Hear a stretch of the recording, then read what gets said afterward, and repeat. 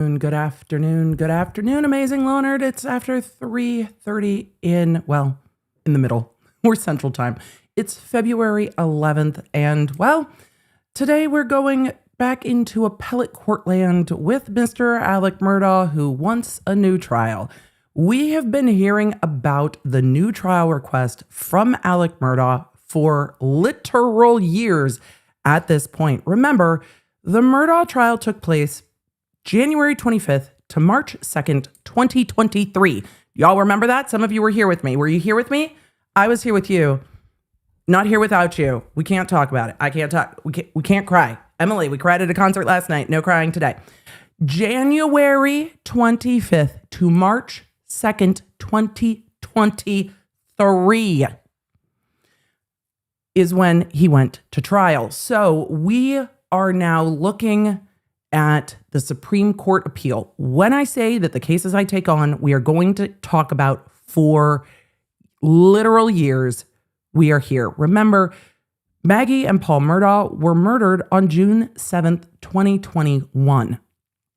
Murdaugh wasn't even arrested for a substantial amount of time. And then everything started to kind of fall apart after that roadside shooting incident that we heard so much about at the trial. And of course, some of our sound bites come from that trial, like Judge Newman. Bring the jury. Which we love. Bring the jury. Absolutely love. We also watched the beginning of this process with Justice Toll, who was the former Supreme Court Chief Justice of South Carolina, who sat in on the new trial motion at the trial court level. But it wasn't being reheard by Judge Newman. Justice Toll was sitting in that capacity. And then the South Carolina Supreme Court agreed to hear oral argument on multiple grounds for appeals. Multiple appellate grounds, including Clerk of Court Becky. But everything is now combined. So it's not just the motion for new trial based on Courthouse Becky fuckery. It is also motion for new trial based on admissions of evidence, failure to grant a writ, all the financial evidence, and. It's all of it. I think before watching any of this, Emily, did you watch any of this today? It happened a few hours ago.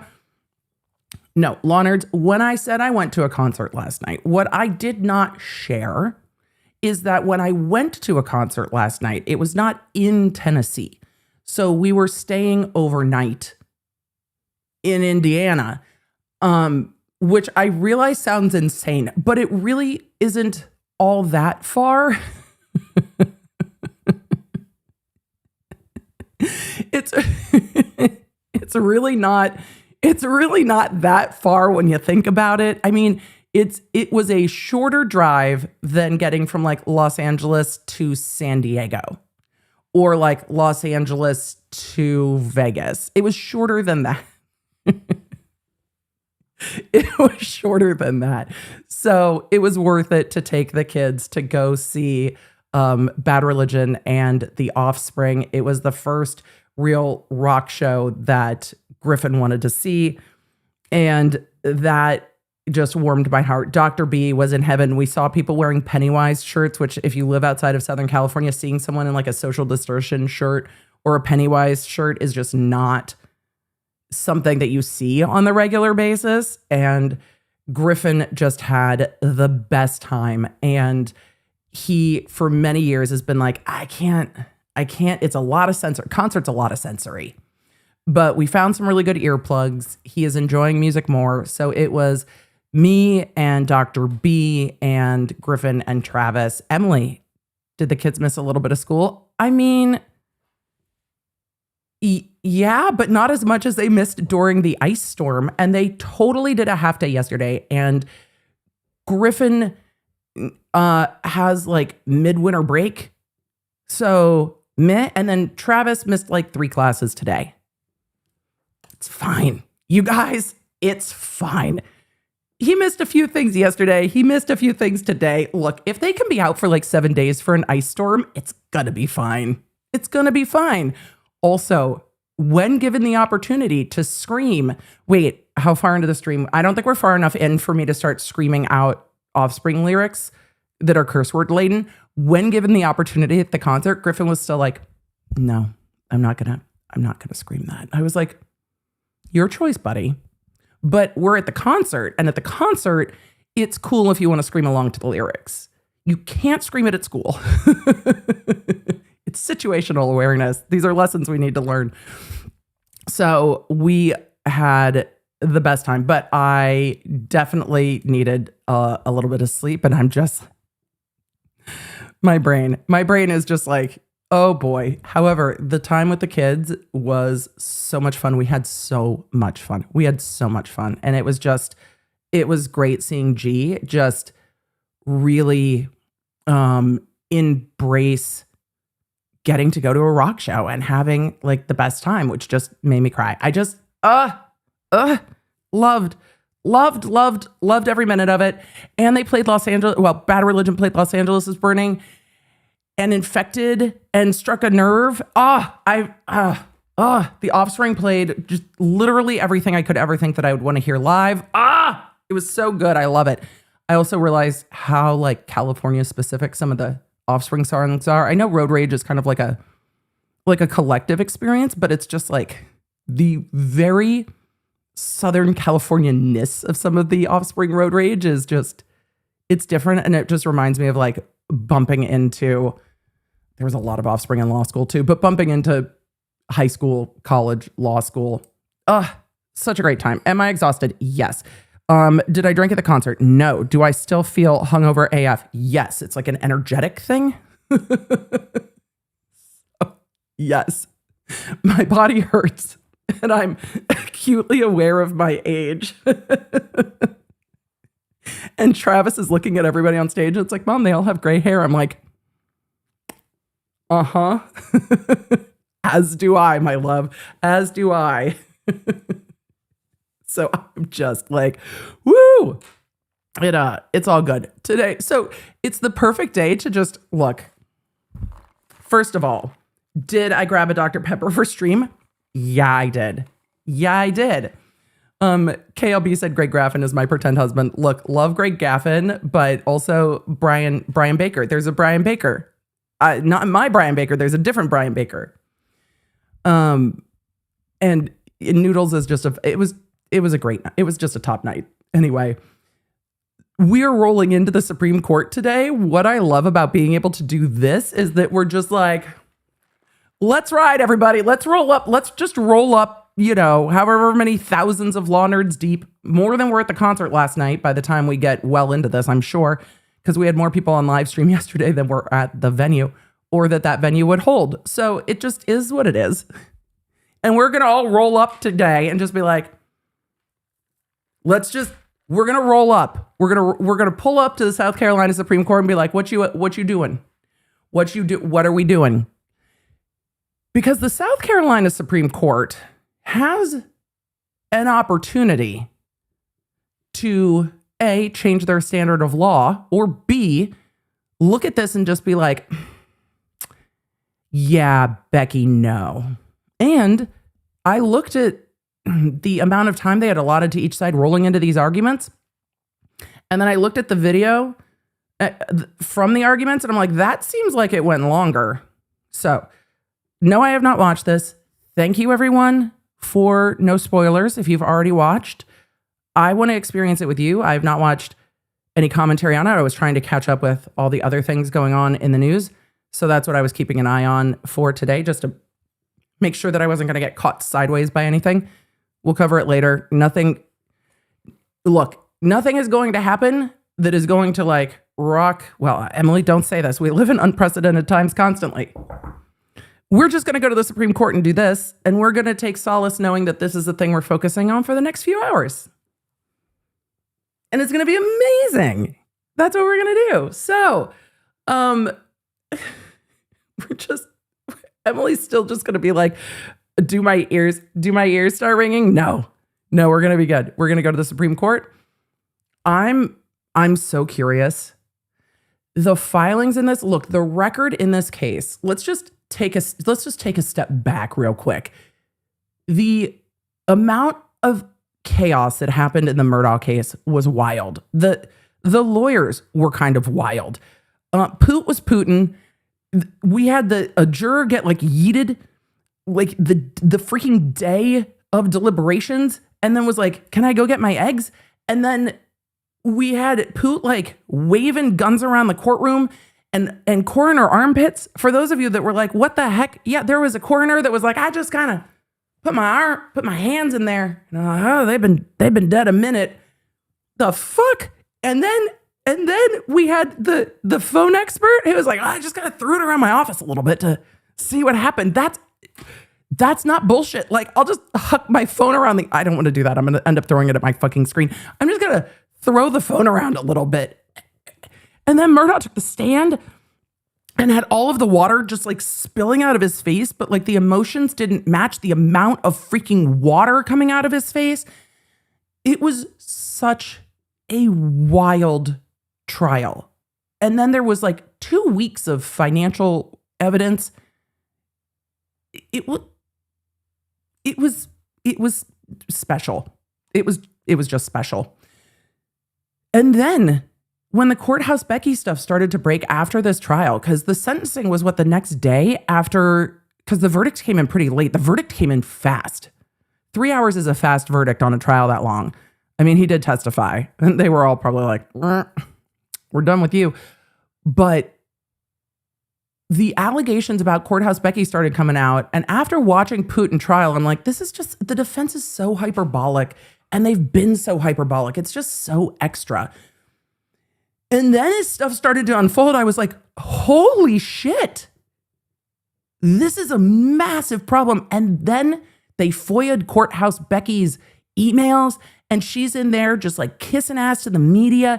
And she's like, XOXO Becky Boo. I mean, it might as well have been XOXO Gossip Girl. She's just like, how many people do you want to bring to court? I mean, there's a line outside of people who want to come in, but I could just bring you in the side door. It's no problem. And then she allowed media to access sealed exhibits of the victims. And then she also allowed a photographer to photograph either a screen of Alec Murdaugh while he was in his holding room, which was completely inappropriate. And then she wrote a fucking book about the whole thing. And then she used the courthouse to sell her book. And then she also plagiarized part of the book from the emails that the journalists were sending her about her case. And then like her kid was performing for the journalists like across the street with like her guitar case open.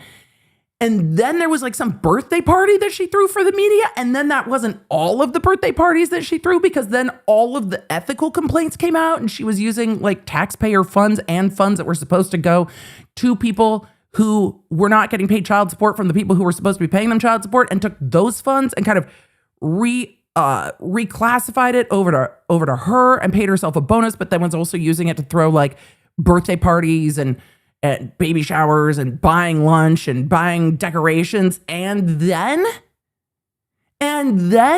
she gets on the stand and is questioned about this and looks at Justice Toll in the fucking face and is like, no, ma'am, I did not do that. No, ma'am, that must have been a mistake. No, ma'am, I did not say that it would be better for book sales if he was convicted. No, ma'am, I did not do that. And then it was very clearly proven that she fucking did. Did you remember when we were watching the Justice Toll thing? The other clerk came in and was like, that's exactly what she said to me. She was joking about her lake house.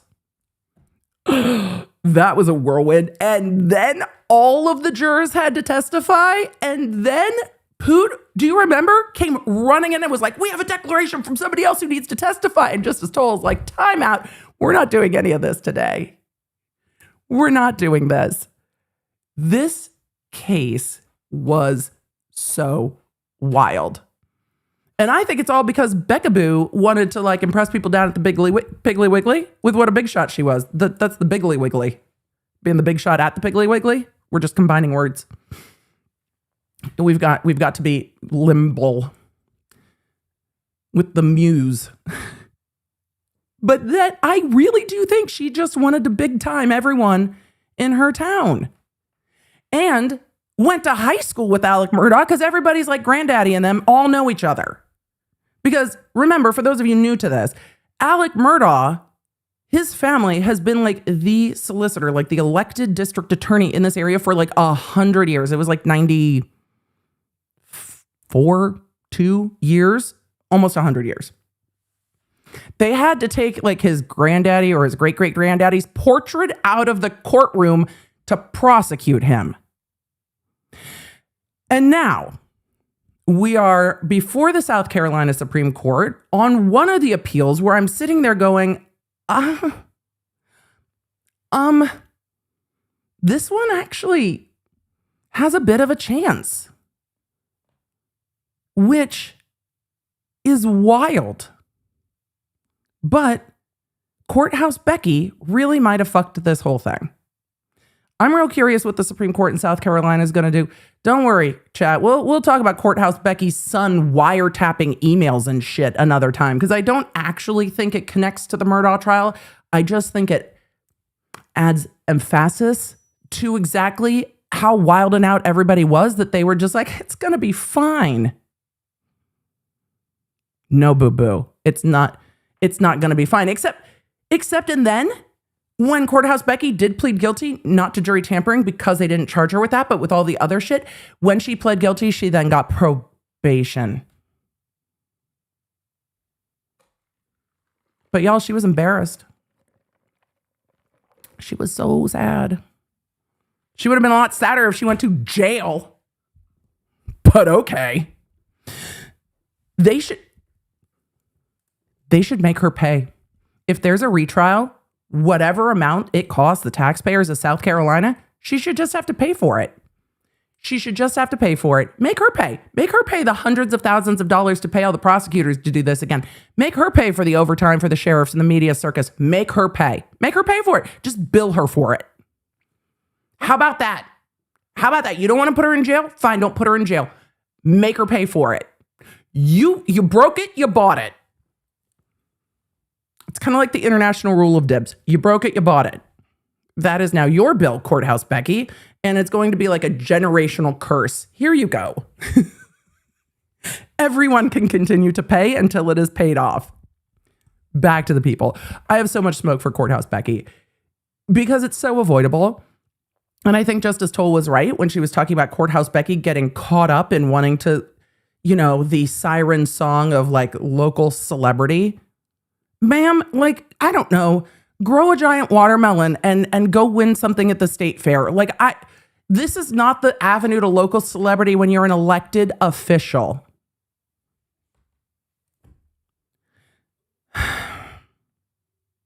So, absolute circus level stuff. And I am just siren call of celebrity, siren song of celebrity. Yes, one of those.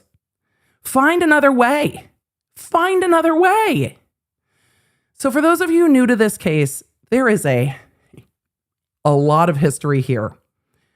The allegations from Team Murdaugh are that the elected clerk of court, who has now since been convicted because she pled guilty of the multiple felonies with breaches of her ethical duty and obstruction of justice.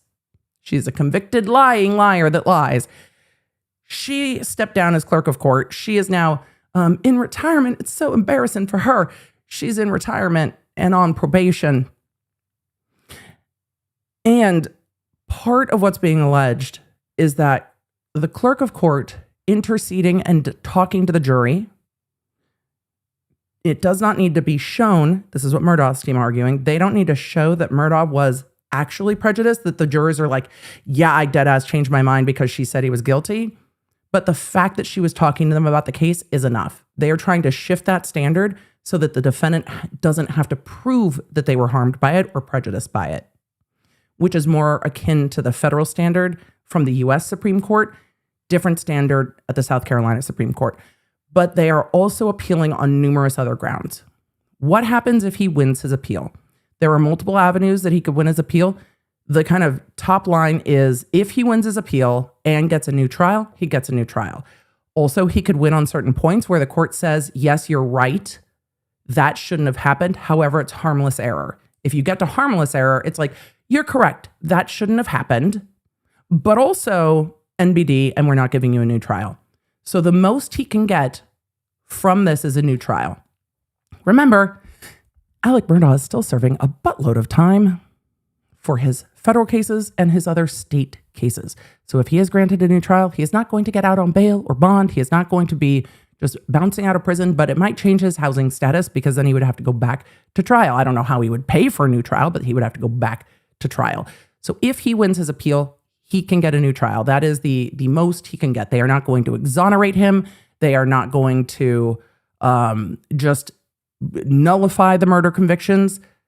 The thing he is looking for on this appeal is a new trial. That is what he wants. And on these facts, it is not the longest of long shots. We look at a lot of appeals and we're like, good luck with that. We've looked at some appeals where I'm like, actually, that has interesting points. And the appellate court is still like, nah. This one has some legs. This one has some legs. So we are going to roll all the way in to this trial. Are you ready? All right. Let's roll the intro. Let's go to court. Did I roll the intro yet? No, I just started talking. Let's go. Hey there, I'm lawyer and legal analyst Emily D. Baker, and this is your go-to destination for live court coverage. I break down the law, the strategy, and the evidence in real time so you know what's happening. No law degree required. So join the law nerds in the chat. They're here for the facts, not and let's get to court. Right, all right. Let's go to court.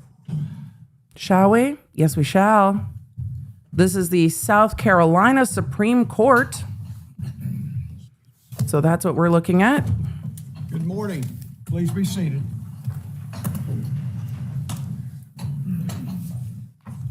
And they are arguing their new trial motion. Actually, you know what? We can do that. The case for oral argument this morning, State versus Murdaugh. If I did not mention this, yes, this was argued this morning. Yes, this was argued this morning. Either way, we're doing it now. Do we do this one or do we do this one? Because we are live. Do we do the purple one because we're not in trial? I think we do. Let's leave it. Let's leave it to differentiate from trial. So we all know we're in a different court visually. Does that work? All right. Let's go. I believe the clerk of court, Ms. Howard, has already instructed to turn off your cell phones. Different clerk of court. court. If you have not, please do so. The courts in South Carolina are open, and we appreciate those who are present and here to observe. All right. There we go. Not participate. For those present who are not arguing in this case, please do not You can observe, but not participate. A number of you have asked, is Murdaugh there? No, Murdaugh's in custody. Maybe he'll be allowed to stream it, but no, Murdaugh's not there. Disrupt the proceedings. Any outburst or disruption will result in sanctions for contempt of court. As we proceed with the argument, just want to notify counsel that on the primary argument, as you begin your 20-minute allotment, 5 minutes will be given without court interruption. So you'll have 5 minutes before we jump in with questions. Oh, I appreciate that the Chief Justice is like, all right, you have 5 minutes and then hot seat, bitches. Let's go. And we'll have to show some restraint to do that. At the end of the first issue on the post-trial motion for a new trial based on alleged misconduct of the clerk of court, and before we get to the underlying trial evidentiary challenge, there are essentially two different appeals going on at the same time, which is why he's differentiating them, because there are distinctly two different appeals here. Is in that matter, we will take a short break. Oh, that makes sense. And I believe, Mr. Harpootlian, you're going to handle the first issue? Yes, Your Honor. We're ready to proceed. Please record, Your Honor. Yes, sir. Oh, boy. Okay, so remember when I said a couple days ago that that normally you hire appellate counsel? Poot, everybody. It's poot. Poot clocking in on the appeal. Hey, Poot, you know what? The other thing is I saw Creighton Waters on all of the notices, so I wonder if he's arguing too. Because I saw all of them on all of the notices. I wasn't sure Poot was going to argue. But here we go. Poot's back, everybody. Welcome back, Poot. So they are taking up the Courthouse Becky issue first, which honestly, the other stuff is more legally illegal. I'm fascinated about this issue because I think it's their strongest grounds for appeal. So yes, 2 different appeals essentially for the same trial for Murdaugh, 2 different grounds. Good morning, and as I understand, I mean, there is a camera. Poot's going to be there. instructions, I get 5 minutes without being interrupted.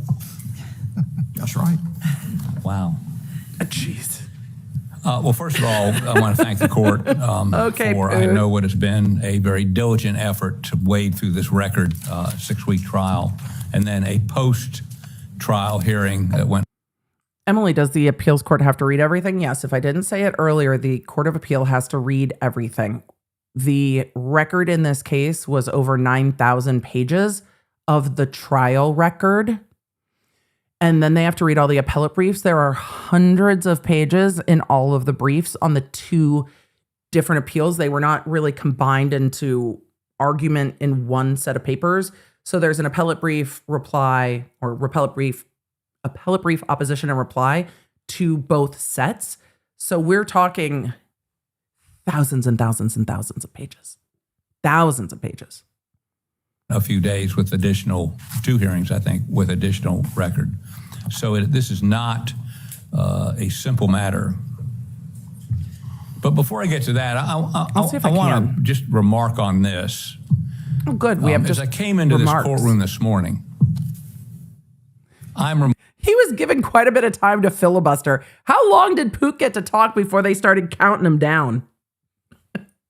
reminded At least 45 seconds in there. that half a century ago, I sat right about there. Oh, Christ almighty. Are we going back to the fucking Magna Carta for you, Poot? Back in my day, I was sitting right over there. Shit. I'm not caffeinated enough today. Poot, why are we taking this much time filibustering? You're not on the floor of the House or the Senate. Why are we filibustering the beginning of your... Wade through this record 6-week trial, and then a post-trial hearing really don't that start went a few his days timer. with additional 2 hearings, I think, with additional They really record. don't. So this is not a simple matter. But before I get to that, I want to just remark on this. As I came into this courtroom this morning, I'm reminded that half a century ago, I sat right about there as Chief Justice Woodrow Lewis had us stand and hold our hands up to be sworn in as new members of the bar. All of us could fit in this room. That's how long ago that was. But one of the things that impressed me that day was the oath. Yvonne, And congratulations. part of that oath was that we swore to uphold the Constitution. And as I stand here today, I'm honored to be arguing about how to interpret that Constitution, the Sixth Amendment specifically. And in my opinion, I would suggest the Sixth Amendment may be the most important amendment because the First Amendment, which gives you the right to speak without government interference, or the Second Amendment, which gives you the right to carry a weapon or have a weapon without government interference, mean nothing without. Sir, I understand the amendments of the Constitution. I realize that the law nerds are maybe a rare bunch and that we understand these things, but I don't understand why I'm getting a lesson on the Constitution. I mean, we haven't yet gotten to the Magna Carta. Maybe we will, but I don't understand why we're getting a lesson on the Constitution. Don't you have a lot to say on this appeal? The right to a fair trial and a fair jury. So this matter we're discussing this morning, Very different than the arguments we saw a fair trial in Florida earlier this week, a last jury week. not poisoned by outside influences, I would submit to you is 51 years ago, as I stood there, I did not realize what I was swearing to do, but I do today. And that is to defend Alec Murdaugh's right to a fair trial. And I've got to admit, in the 51 years since then, I've never seen a factual pattern like this, It's wild. where the clerk of court, where the clerk, Emily, you're mean. No, I'm not. No, I'm not. This fucks me up all the time. I say cork of court, cork of cork, cork of fuck all the time. I don't know how many times I have tried to say clerk of court and ended up saying cork of whatever. Every single time I do the exact same thing, and it kills me. And I love that Poot is in the exact same part with cork of cork. Cause same. It's so hard to say clerk of court. I don't know why. Same Poot, same. and I've got to admit, in the 51 years since then, I've never Same. seen a That's factual funny. pattern like this, where the clerk of court, Yep. where the clerk of court sets out to influence the verdict, to get a guilty verdict for financial gain. Now, I do want to go to the record fairly quickly. That was and quickly? Summarize it so that there's no misunderstandings. Rhonda McElveen, who's the Barnwell clerk of court, was asked She was great. by Becky Hill, the Carlton clerk of court, to assist her during the Murdaugh trial. She testified under oath that she was told by Ms. Hill that she, being Ms. Hill, might write a book because she needed a lake house. I like a guilty Barnwell a verdict lot. would sell more books. That was said before December of 22. We didn't pick a jury until January of 23. The best way to sell books was a guilty verdict. A guilty verdict would be better for the sale of books.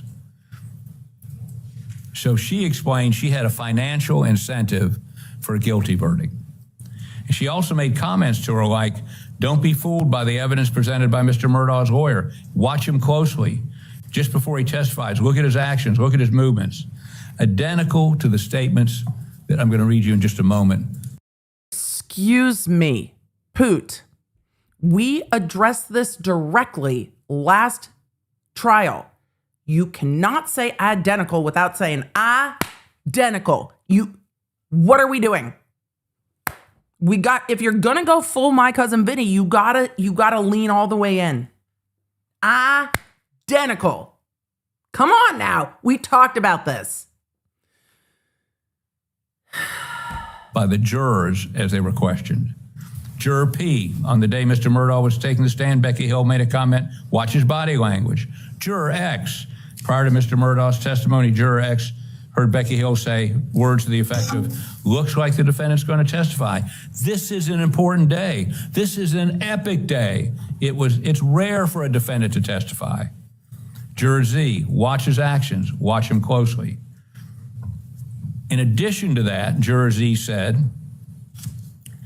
in an affidavit and affirmed in court that Ms. Hill told her not to be fooled by the evidence presented by Mr. Murdaugh's attorneys, which she understood to mean Mr. Murdaugh would lie when he testified. And that Ms. Hill I'm trying to make the instructed the closed jury to captioning watch bigger, Murdaugh and closely I've immediately fucked before he it all up. testified, including look at his actions, look at his movements, which Juror Z understood to mean he was guilty. Alternate Juror 741. Before the defense put up their case, Ms. Hill told the jurors the defense is about to do their side. They're going to say things that will try to confuse you. Don't let them confuse you or convince you or throw you off. Hill told Juror 741 Murdaugh was going to testify before he testified. That's And? what the jurors said under oath. That's what the clerk of court of Barnwell County said under oath. Judge Toll from the bench said at the conclusion of the hearing, asked the question, did the clerk of court that's Clerk the of Court biggest Hill it's make going to comments to get. any juror which expressed her opinion as to what the verdict would be? Ms. Hill denies doing so, and so the question becomes her denial was her denial credible? I find the clerk of court is not completely credible as a witness. Ms. Hill was attracted by the siren call of celebrity. She wanted to write a book about the trial and expressed it as early as November 22, long before the trial began. She denies that this is so, but I find that she stated to the clerk of court, Rhonda McElveen, and others her desire for a guilty verdict because it would sell books. She made comments about Murdaugh's demeanor as he testified. She made some of those comments before he testified to at least one and maybe more jurors. The clerk of court allowed public attention of the moment to overcome her duty. Can we consider the egg juror's affidavit? Huh? I'd like you to. Can we consider the egg juror's affidavit? I'm going to try to change the, this is slightly bigger closed captioning. I'm going to try to change, it is very dark, but the court jumping in, I don't think that was even 5 minutes. They're like, whatever, Poot. The court jumping in with, can we consider the egg juror's affidavit is wild. Can we just, because the egg juror didn't testify in front of Justice Toll, but did have an affidavit. That whole day was wild. But Poot's like, I want you to. Oh, the egg juror. Was it just 5 minutes? All of you are like, no, he was sitting on that. It was literally like, bing, fair enough. It felt longer and yet not enough time all at the same time. In the record, of course, you mentioned during the hearing, she's across the street. Judge Toll said, no, she's not going to testify. She let the alternate juror testify for impeachment of Ms. Hill. That's what her stated reason for was during the hearing. What was the rationale for her not allowing the egg juror to testify? I don't know. Because as you point out, if juror 741 was to impeach Becky Hill's credibility, now she, of course, she was not a deliberating juror. Well, neither was the alternate. Correct. Who did testify. Correct. So my question is this, and I'm sure Mr. Waters will cover this. If the egg juror's testimony was just as theoretically impeaching as juror 70 or the alternate juror's testimony 741, why wasn't the egg juror allowed to testify? And I'm not sure that she stated a Oh boy.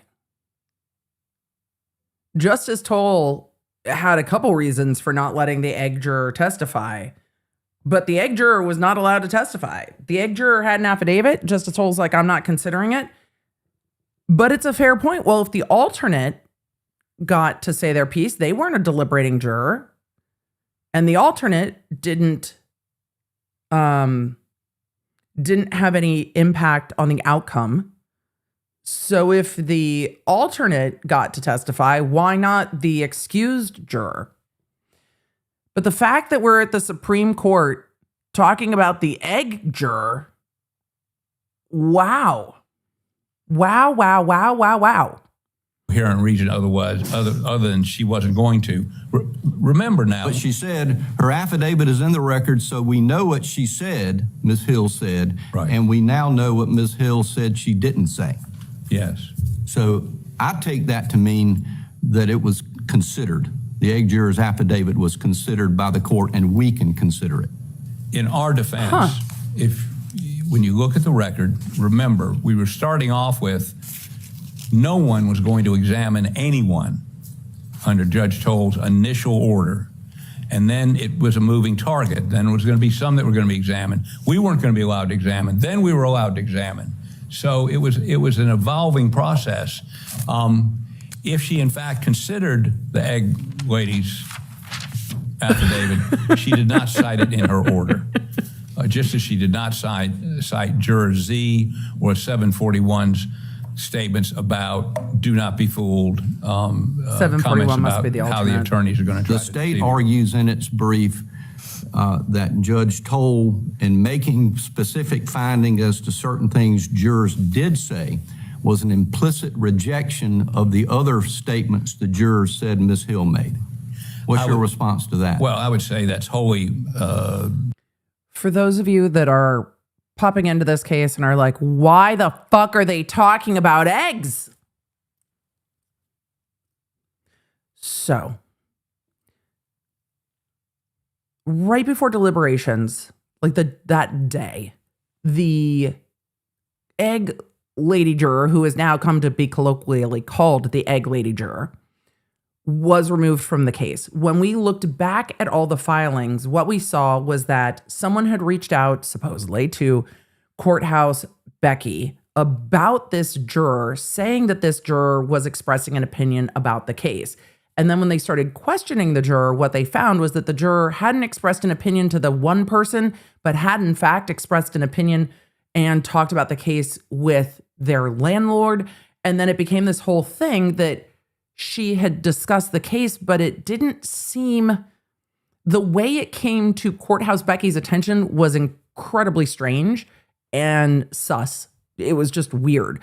But it reminded me of the Depp Heard case where, I don't even remember which witness it was, but the defense was like, this witness is posting about this case on Instagram, and the witness had posted about the case in Europe, not the case in the States, but they didn't check the date. But then they asked the witness if they had seen anything about the case, and the witnesses were like, yeah. So the way they got there was weird, but then the answers of the witness were the underlying problem. Same thing here. Thank you, Lyndon. Gina Deuters. Yes. And then in this case, the way that they started questioning the egg lady juror was strange. But then when they got to the questioning, then there were other issues that caused her to be yeeted from the jury. And then when the court excused her, she said, can I go back and get my eggs? Because one of the other jurors had brought in a dozen eggs for each of the jurors, presumably from their chickens, and so had brought each of the jurors a dozen eggs, which is just quite a gift. And I think at the time jurors were like, how much were eggs were so expensive at the time this was going on, that when she's like, can I please go back to the jury room and get my eggs? All of us were like, hell yeah, you go get your dozen eggs. You can't leave. That's like $12 worth of eggs. You definitely go get your eggs. So eggs were wild expensive at the time. And so the juror, when the judge is telling her to leave, is like, can I please go back to the jury room and get my eggs? And so then it became an entire thing that the juror started being referred to as the egg lady juror, because it was she also worked at the monkey farm. This was the juror that worked at the monkey farm. I'm not making any of this up. I'm truly just not that creative.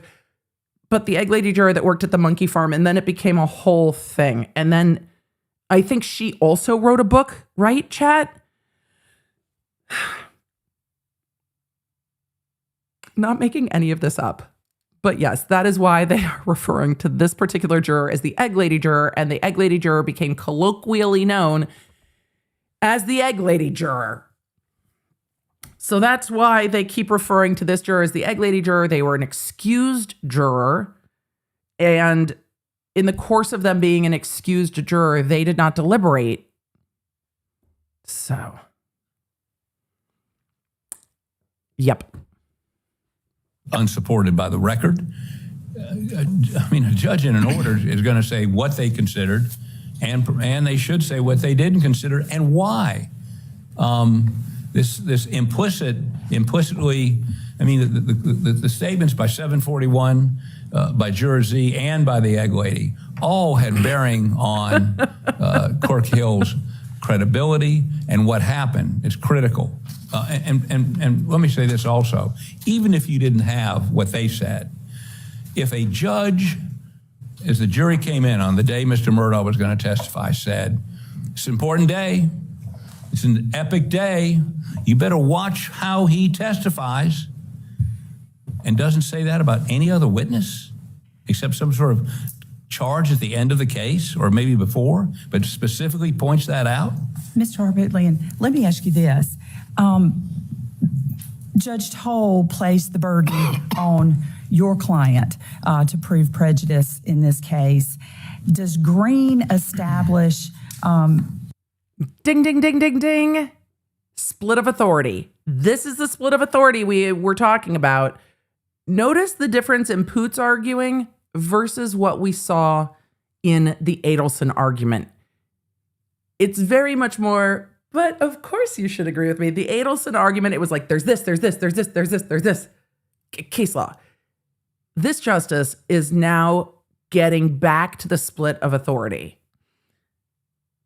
Justice Toll found, correctly, that under South Carolina law, Alec Murdaugh needs to establish prejudice. The federal standard says if a state actor talks to the jury, it's presumed. So, if they change the standard, he will get a new trial. If they change the standard, prejudice will be presumed, and she talked to the jurors. There's no denying that she talked to the jurors. So, it's interesting that this is the first justice we see interceding and saying, hey, okay, egg ladies aside or whatever, what about the standard? This is the part of this argument I am truly most interested in. Judge Toll placed the burden on your client to prove prejudice in this case. Does Green establish, in a case with external influence on a jury, a different standard and burden of proof than Rimmer and the Fourth Circuit jurisprudence? No, it does not. It's consistent with Rimmer. All Green says is we're not going to go through this burden shifting or any of this until we determine whether the statement was inconsequential. I say inconsequential or consequential. And if it is inconsequential, we're not going to go through this analysis. That's all it said. And I'd point out in Green, the process used by Judge Toll of calling all the witnesses up and asking them if it had any influence. Judge Hill, in a footnote in the Court of Appeals, Green. Have we not learned to stop pointing around the courtroom? Judge Hill, you, Judge Hill, you. Well done, you. Smart judge. What are we doing? Decision points out that 606B, he says it's not raised in this case, but, should we be asking jurors anything about verdicts? And that's another complicating factor with the process that Judge Toll used. So that's an interesting point because Rule 606B says that you can't consider the effect of something on jurors because otherwise you're invading the thought processes of the jury. But how could the state rebut the presumption without doing that? Well, I think very simply, all the other cases that you look at, if you look at like Parker versus Gladden, where a deputy says he's an evil fellow and he's guilty. Right. They would say you can't rebut that. That's not rebuttable, and so he gets a new trial. But in Parker versus Gladden, they talked about the prejudice. Well, it's the prejudice is apparent if you use. I love that whoever's running the cameras for the South Carolina Supreme Court is just like, we got you. This is who everybody is. Thank you, South Carolina Supreme Court. The standard some of these cases use, which is the hypothetical juror. Would it objectively influence the hypothetical juror? I think that's what the state has to do is say these comments would not affect the hypothetical juror. But in your brief, you also say that the presumption ought to be irrebuttable. Are you standing by that here today? Or are you wanting us to follow Rimmer and Parker and say it is rebuttable, but you have to use the objective standard on an average juror in considering the effect? Well, it is. I would concede that it should be rebuttable, but in a situation like Parker versus Gladden, I don't know how you rebut it. It may just be it's rebuttable, but there may not be any way to rebut it. Dude. In some circumstances, the conduct can be so reprehensible and egregious, it becomes a de facto structural error. Well, I read your opinion, Rivera, Court of Appeals, on. Well, sir, I read your opinion. Where are we going with this, Poot? Well, I read your opinion. Poot, where are we going with that? I'm concerned. Structural error, where the judge refused to let the defendant testify in a death penalty case. And I've digested or as my wife would say, digested, not digested, I'm sorry. Oh my God. That case and the structural error analysis. And I must say that Mr. Griffin and Mr. Barber and I have had a significant discussion on whether that would be structural error. I'm so glad that you and Mr. Griffin and Mr. Barber have had such a lovely conversation about what is and is not structural error and how your wife tells you to pronounce words better. I'm so glad. I'm so glad. Y'all, did you miss this trial? Did you miss it? I missed the South Carolina draw. I really did. But Poot be Putin. As opposed to not letting a defendant testify in a death penalty case. It could be, but I don't think we need to go there for this opinion, for this case. I think the clerk of court tells everybody that'll listen, I need a guilty verdict. She tells everybody, so I can make money.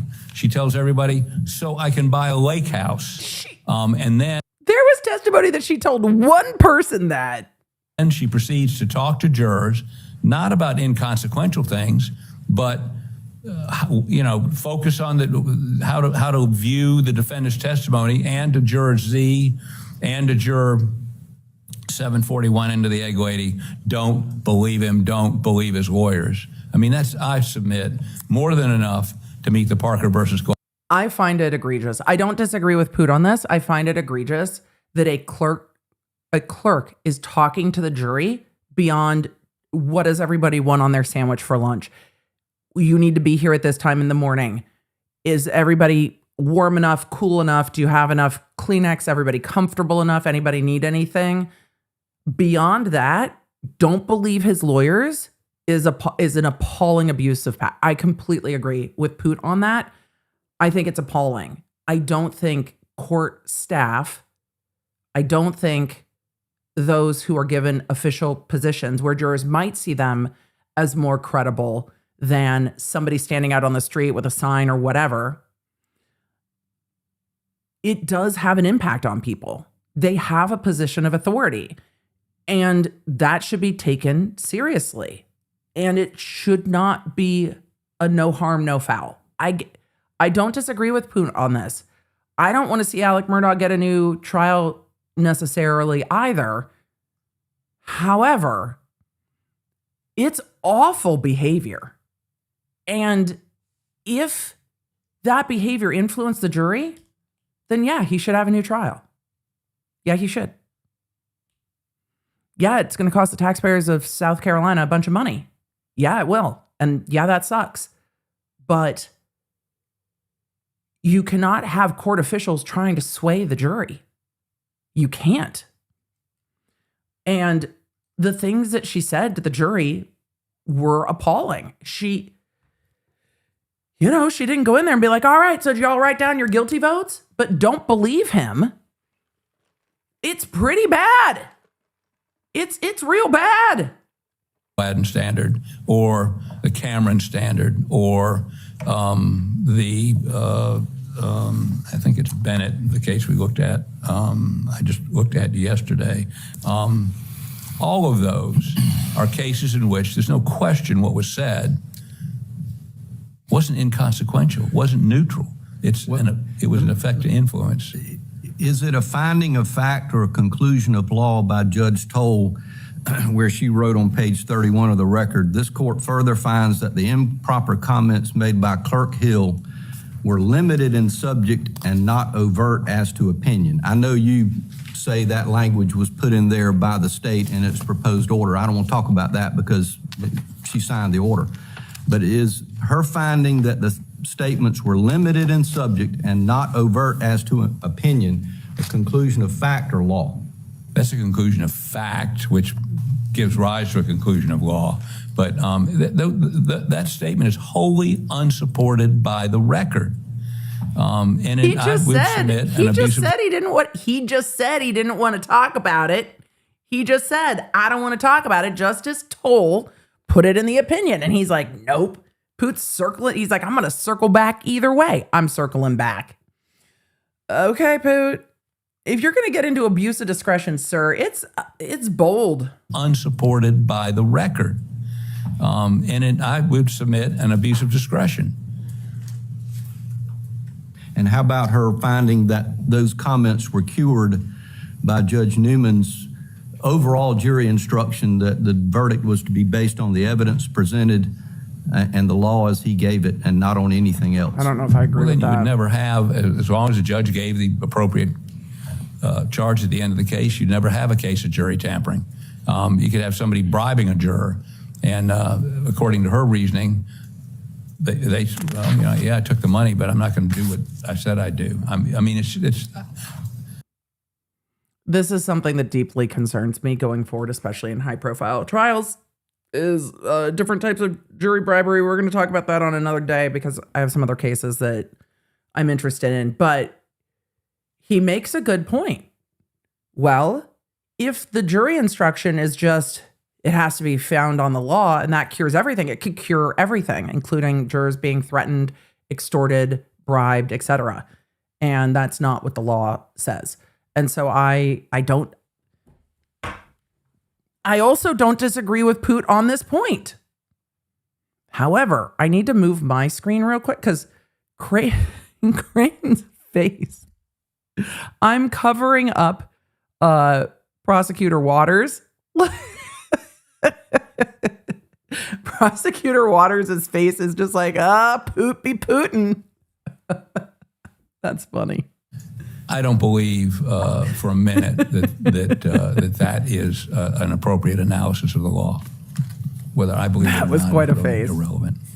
So the allocation Sorry, of the Creighton. burden We're- of proof is we're not back to my face. dispositive in your judgment. Even if it was erroneously That was assigned funny. to you, you believe you met that burden of establishing prejudice because of the nature and frequency, the pervasiveness of these comments by the clerk.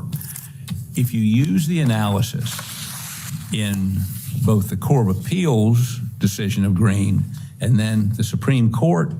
All right, all of you are like, Emily, just move yourself so you're not here. Can we put EDB over here? How about that? Does that work for you, chat? So it's Waters and then EDB and then Poot? How about that? We'll just do that. Decision in Green. If you look at the analysis, that's exactly what it is. There's not going to be any burden shifting or anything if it's innocuous, but if it is something other than that, then the burden does shift to the state, and we've met our burden. There's no second. She had a two-prong test. Second prong was, did Wait, it affect the We're going this way. verdict? Well, I mean, if somebody that can't work for Rule 606B for one, but more importantly, you're asking jurors to unpack for you what influenced their verdict. How did they get there, which you can't do under 606B, and people can't do, period. I mean, if somebody had walked in there with a gun and threatened everybody, and then left. That's such an interesting analogy. That's such an interesting analogy, Poot. If somebody had walked in there with a weapon and pointed it at counsel table and said tempting, that might have been different. Poot, you waved weapons around this entire courtroom in a way that made everyone very uncomfortable. Poot, come on. Left, and the jurors are polled. I'm going to back up and let him make his point because I was so distracted by the fact that he's just like, For one, but more importantly, you're asking jurors to unpack for you what influenced their verdict. How did they get there, which you can't do under 606B, and people can't do, period. I mean, if somebody had walked in there with a gun and threatened everybody, and then left, and the jurors were polled a year later saying, no, I thought the evidence was overwhelming. It didn't matter whether somebody walked in with a gun or not. I mean, that would have been a mistrial. It's not a evidence, good example. Is not the standard. This Sixth Amendment, I was going to go somewhere historical. I'm not going to do that. But, yeah, I am.